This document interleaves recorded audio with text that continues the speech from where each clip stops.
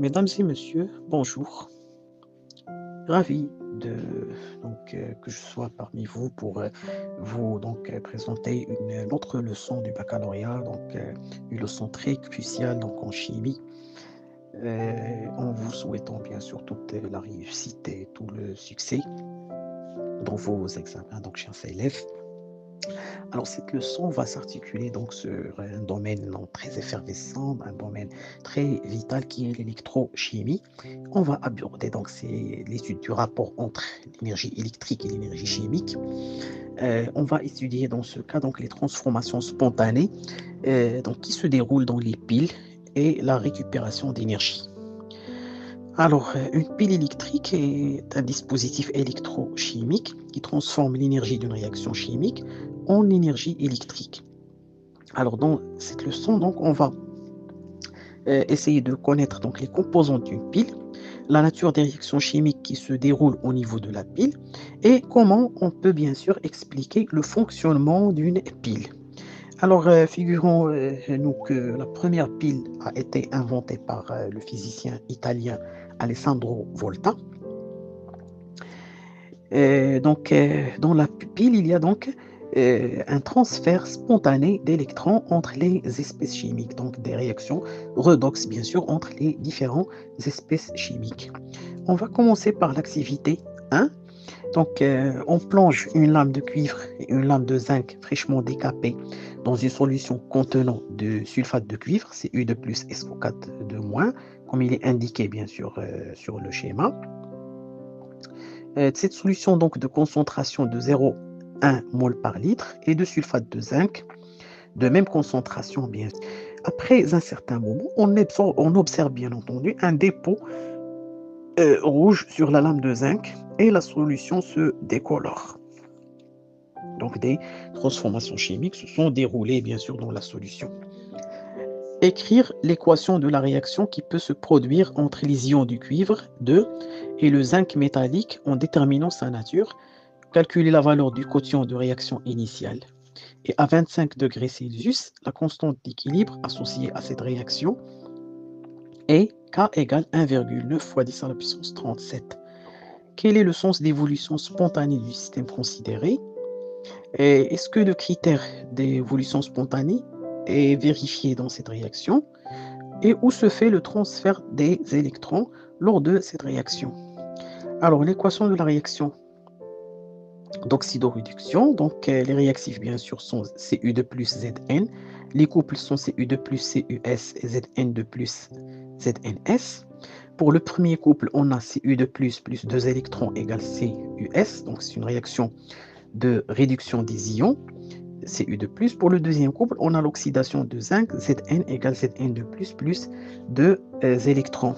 L'équation bilan, bien sûr, c'est Cu de plus Zn égale Cu plus Zn de plus. Donc, il y a un transfert d'électrons. Donc, il s'agit d'une réaction d'oxydoréduction puisqu'elle fait intervenir donc un échange d'électrons entre les réactifs. L'oxydant, dans ce cas, est Cu de plus et le réducteur est le zinc.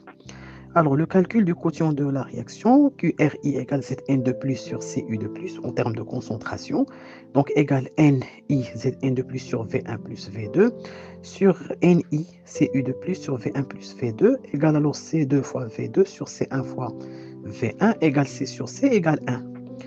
Le sens d'évolution du système, donc puisque QR égale 1 est inférieur bien sûr à la constante d'équilibre, alors le sens d'évolution spontanée du système et le sens direct. Ce qui est bien entendu confirmé par l'expérience, car le cuivre métallique se dépose sur la lame de zinc, ce qui est en accord avec le sens d'évolution spontanée prévu. Alors pour le transfert d'électrons n'existe plus en solution aqueuse. Donc il se produit un transfert spontané et direct d'électrons par contact entre le zinc et les ions de cuivre, puisque les électrons ne peuvent pas circuler en solution ou bien en milieu aqueux. Alors, ce qu'on peut conclure, c'est que lorsque les espèces chimiques des deux couples oxydes sont mélangées, il y a un transfert spontané et direct d'électrons par contact entre l'oxydant d'un couple et le réducteur d'un autre couple. Alors maintenant, le transfert spontané et indirect d'électrons entre les espèces chimiques séparées. Alors, on prend donc un bécher dans lequel on introduit un volume V1 de 100 millilitres d'une solution de sulfate de cuivre de concentration donc de 0,1 mol par litre et une plaque de cuivre. Dans un bécher B, on introduit le volume V2 de 100 millilitres, comme il est indiqué sur la figure, d'une solution de sulfate de zinc de concentration de 0,1 mol par litre et une plaque de zinc. On relie les solutions des deux béchers par un pont salin, qui est une solution de nitrate de sodium, et on branche en série entre les deux plaques un conducteur ohmique de résistance R, un ampèremètre et un interrupteur K, comme il est indiqué sur la figure. On ferme l'interrupteur K et on observe que l'ampèremètre montre qu'un courant traverse le circuit d'intensité bien sûr de 0 mA,76. Quels sont les différents porteurs de charge responsables du passage du courant dans le circuit? Quel est le sens du courant électrique indiqué par l'ampèremètre? Déduire le sens du déplacement des différents porteurs de charge. Que se passe-t-il aux interfaces métal-solution dans les plaques? Et comparer l'évolution spontanée de ce système avec celle du paragraphe précédent. Et quel est le rôle du pont ionique ou bien du pont salin? Alors, pour les porteurs de charge responsables du courant, donc, il y a les électrons qui circulent bien sûr dans le conducteur externe du zinc vers le cuivre. Il y a les ions présents dans la solution, notamment les Zn2+, les Cu2+, les sulfates SO4-, les ions de sodium Na+, et les ions du nitrate NO3-, et les ions du pont salin assurant la neutralité électrique de la solution Na+, et NO3-. Le sens du courant électrique. Alors, l'intensité du courant électrique est positive. Alors, le courant entre l'ampèremètre et le pôle, entre par le pôle positif et sort par le pôle négatif. Donc, le courant électrique passe à l'extérieur des solutions de la plaque du cuivre vers la plaque de zinc. Alors, le déplacement des porteurs de charge. Les plaques, les fils de connexion, la résistance et l'ampèremètre sont parcourus par des électrons qui se déplacent en sens inverse du courant, c'est-à-dire de la plaque de zinc vers celle du cuivre. Dans les solutions aqueuses ioniques de sulfate de cuivre, de sulfate de zinc et de nitrate d'ammonium, donc sont le siège d'un déplacement double, bien sûr, des ions, ou bien entendu dans le nitrate, bien sûr, de sodium, donc d'un déplacement double des ions. Les cations, qui sont les ions du cuivre, de zinc et du sodium, se déplacent dans le sens du courant. Les anions, qui sont les sulfates et, bien entendu, les nitrates, se déplacent dans le sens inverse du courant. Alors maintenant, étudions les processus aux interfaces métal-solution. Aux interfaces métal-solution, il y a changement de la nature des porteurs de charge, c'est-à-dire changement du mode de conduction. Donc les électrons n'existent pas en solution aqueuse. Pour la plaque de zinc, les électrons qui sont libérés par l'oxydation de zinc métallique en ion de zinc 2 selon la demi-réaction, donc ZnS égale Zn2+, plus 2 électrons. Pour la plaque du cuivre, les électrons arrivent en s'accumulant sur la plaque du cuivre ou bien dans la plaque et sont consommés à l'interface métal-solution par la réduction des ions du cuivre 2 en métal du cuivre selon la demi-équation Cu2+, plus 2 électrons égale le cuivre métallique. Donc la comparaison avec le système précédent. On a la même évolution et on obtient la même équation bilan de la réaction spontanée d'oxydoréduction, c'est-à-dire Cu2+, plus Zn solide égale donc Cus plus Zn2+, donc un équilibre redox. Il y a eu un transfert d'électrons spontanés du zinc métallique vers les ions du cuivre, mais de façon indirecte par l'intermédiaire du circuit extérieur. C'est le fil qui lie donc les métaux et laisse donc le passage des électrons. Alors, pour le pont ionique, il a deux rôles. Le premier, donc, c'est la séparation des deux réactifs, le zinc métallique et les ions du cuivre 2. Et le deuxième, donc, l'immigration des ions d'un compartiment vers l'autre en conservant la neutralité des deux solutions et le passage du courant électrique. Donc, lorsque les espèces chimiques des deux couples redox sont séparées, le transfert spontané d'électrons du réducteur d'un couple à l'oxydant d'un autre couple est indirect par l'intermédiaire d'un circuit électrique externe. Passons maintenant donc à l'étude des piles électrochimiques et la production d'énergie. Une pile plutôt électrochimique est un générateur qui transforme l'énergie chimique des réactions d'oxydoréduction, bien sûr spontanée, en énergie électrique. Étudions maintenant la pile Daniel, comme il est indiqué donc sur la figure. La pile Daniel est constituée de deux compartiments liés par un pont salin. Le premier compartiment se compose d'une plaque de cuivre plongée dans une solution de sulfate de cuivre, ce qui constitue la première demi-pile et qu'on l'appelle électrode. Le deuxième compartiment se compose d'une plaque de zinc plongée dans une solution de sulfate de zinc, ce qui constitue bien sûr la deuxième demi-pile, ou bien donc la deuxième électrode.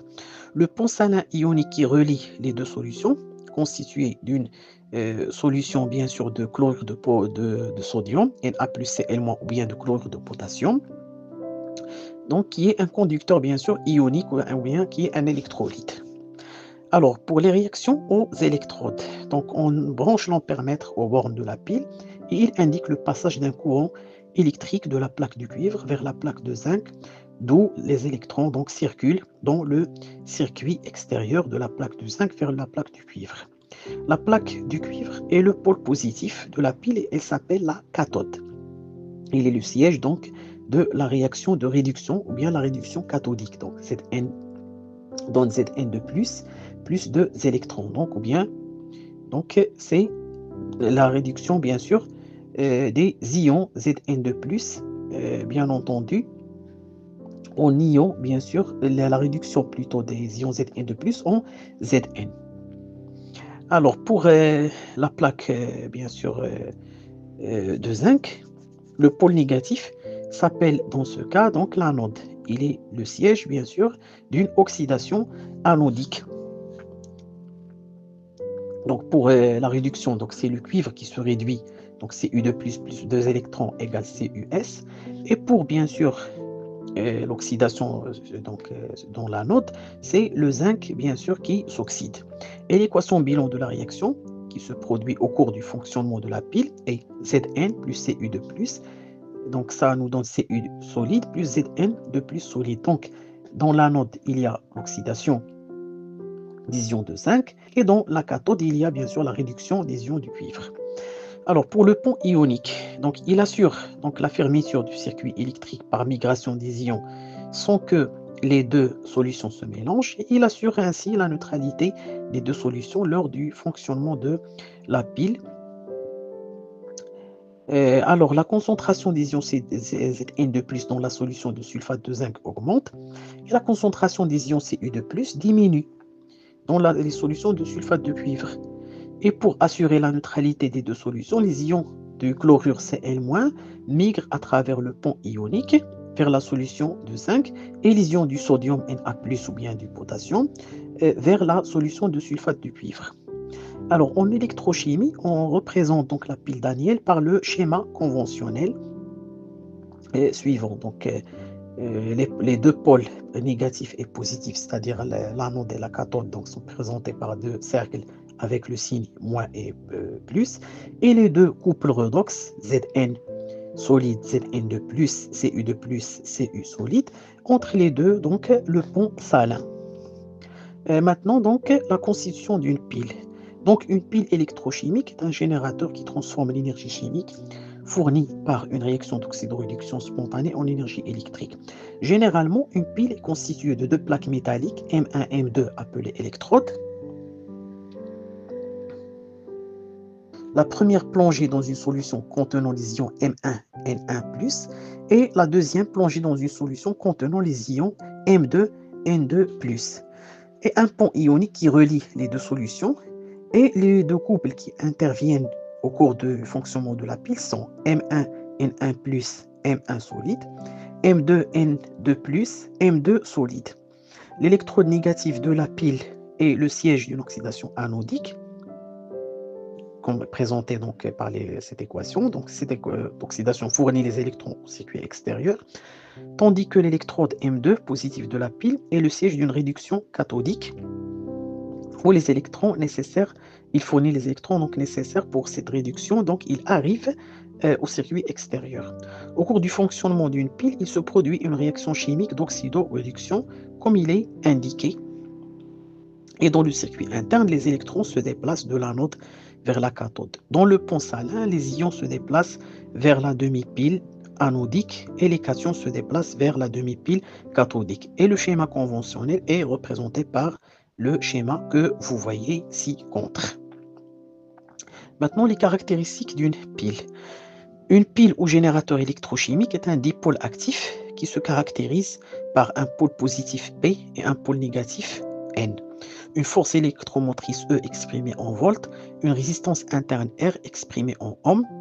La loi d'Ohm d'une pile est donnée donc par la relation UPN égale E moins RI. UPN est la tension aux bornes de la pile en volts. La polarité d'une pile est déterminée à l'aide d'un ampèremètre branché en série ou à l'aide d'un voltmètre branché en parallèle aux bornes de la pile. Comme vous voyez, donc il est indiqué sur la figure. La force électromotrice représente la tension aux bornes de la pile lorsqu'elle est isolée. Et la température et les concentrations des ions métalliques influencent bien sûr sur cette force électromotrice.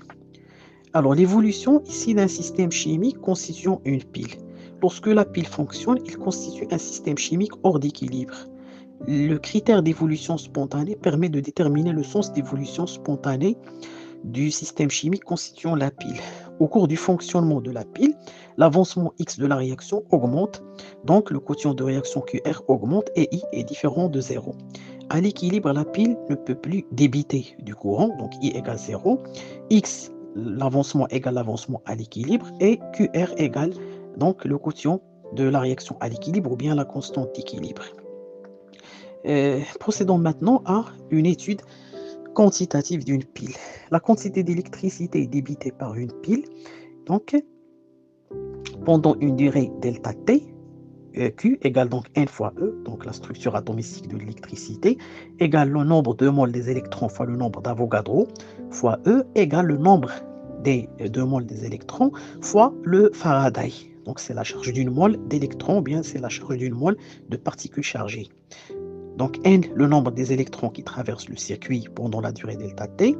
NE, la quantité de matière des électrons traversant le circuit pendant cette même durée. NA, la constante d'Avogadro. E, la charge élémentaire. Et F est le Faraday, une charge d'une mole d'électrons qui vaut 9,65 fois 10 à la puissance 4 coulombs par mole. Au cours d'une durée de fonctionnement delta T, la pile débite un courant I tel que Q égale I fois delta T, avec I en ampères et delta T en secondes. Les quantités de matière mises en jeu dans ce cas, considère donc le pile par son schéma conventionnel suivant, donc constitué à deux couples du cuivre et le couple donc de l'argent. Le système évolue dans le sens direct de l'équation Ag plus égale CUS qui donne AgS plus Cu de plus, donc dans le sens de l'oxydation des ions du cuivre et la réduction des ions de l'argent. Pendant une durée delta T de 1 minute et demie, il débite un courant d'intensité de 86 mA. Alors pour la quantité de matière, la quantité d'électricité plutôt dans ce cas, doit être égale à I fois delta T.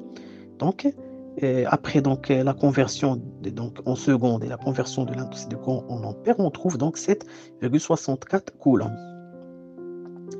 Alors, quelles sont les variations correspondantes des quantités d'ions du cuivre, donc delta N, et des ions d'argent, delta N Ag2+. Donc, on les tire donc, à partir du tableau qualitatif ou bien du tableau descriptif. Donc, on a l'état du système, l'état initial et l'état en cours. L'avancement à l'état initial est 0 et en cours est xt. On a l'équation de réaction, donc la quantité de matière en mol. Alors, à l'état initial, on a NiAg plus et NiCu. À l'état en cours, donc Ni-2x et NiCu moins x. On a donc NiAg, NiCu de plus, Ni, donc Ag plus 2x et NiCu de plus x. L'oxydation donc se fait au niveau du cuivre métallique selon l'équation donc Cu égale Cu de plus 2 électrons. Alors Ne, le nombre de moles des électrons égale 2 fois le nombre de moles de Cu2+, et d'après le tableau d'avancement, on a donc NpCu2+ égale X. Donc Ni, Ne des électrons égale 2X. C'est-à-dire X égale Ne sur 2 égale Q sur 2F égale I delta T sur 2F. Par application numérique, on trouve donc 4 fois 10 à la puissance moins 5 mol. Delta N, donc la variation de la quantité de matière des Cu2+, est Nf moins Ni, donc égale donc, X égale 4 fois 10 à la puissance moins 5 mol par litre, donc il est supérieur à 0. Et la variation des ions Ag2+, donc égale moins 2x, donc moins 8 fois 10 à la puissance moins 5, ce qui correspond bien entendu à la réduction du cuivre et l'oxydation des ions Ag2+, donc la diminution de la concentration des ions Ag2+, et l'augmentation de la concentration des ions Cu2+.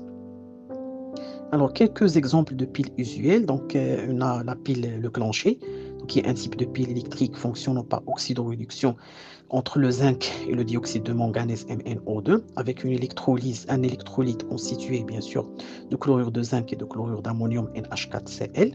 L'anode est le zinc, il se consomme durant le fonctionnement de la pile par oxydation anodique selon la demi-équation suivante, Zn égale Zn2 plus 2 électrons. L'électrolyte est le chlorure d'ammonium NH4Cl qui se présente sous forme d'un solide pour que la pile ne coule pas, comme il est indiqué donc sur la figure. La cathode est en graphite, elle est en contact avec les ions NH4+, qui acidifient le milieu, et au niveau de laquelle il se produit une réduction du dioxyde de manganèse, MnO2, selon la demi-équation suivante, MnO2 plus H++ plus un électron égale MnOOH. La réaction globale qui se produit lors du fonctionnement de cette pile est Zn plus 2MnO2 plus 2H+, égale Zn2 plus Dm2MnOOH. On a aussi la pile alcaline, donc qui est un type de pile électrique ou bien électrochimique dont l'électrolyte est alcalin. Alors, les modèles les plus courants sont la pile alcaline zinc dioxyde de manganèse, ZnMnO2, et la pile alcaline lithium dioxyde de manganèse, LiMnO2. Et la pile alcaline, bien sûr, a remplacé la pile saline de Leclanché dans l'usage, bien sûr, domestique. Dans une pile alcaline zinc dioxyde de manganèse, l'anode est constitué de poudre de zinc au voisinage de laquelle se produit une oxydation de demi-équation Zn plus 2HO- égale Zn2 plus ZnO plus H2O plus 2 électrons. Et la cathode dioxyde de manganèse au voisinage de laquelle se produit une réduction, bien sûr, de demi-équation MnO2 plus H2O plus un électron égale MnOOH plus HO-, les ions hydroxyle. Et la réaction globale est Zn plus 2MnO2 plus H2O égale 2MnOH plus ZnO, l'oxyde de zinc. Alors, j'espère donc que cette leçon soit à la hauteur de vos exigences et qu'il soit accessible pour vous. Bonne chance et bon courage. Je vous souhaite donc tout le succès et toute la réussite. Tâchez de vous abonner sur notre chaîne et tâchez d'être nombreux à nous rejoindre afin que vous puissiez donc recevoir toutes nos nouveautés. Merci et à bientôt pour une autre leçon.